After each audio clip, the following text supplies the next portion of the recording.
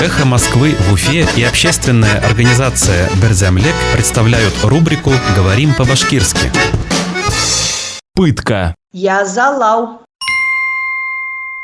Подтвердить пытку. Язалауды раслау. Подтвердить пытку. Язалауды раслау. Экспертиза подтвердила факт пыток в полиции Стерлитамака. Экспертиза Стерлитамак полициясында язалау фактын расланы. Экспертиза подтвердила факт пыток в полиции Стерлитамака. Экспертиза Стерлитамак полициясында язалау фактын расланы. «Эхо Москвы» в Уфе и общественная организация «Берзямлек» представляют рубрику «Говорим по-башкирски».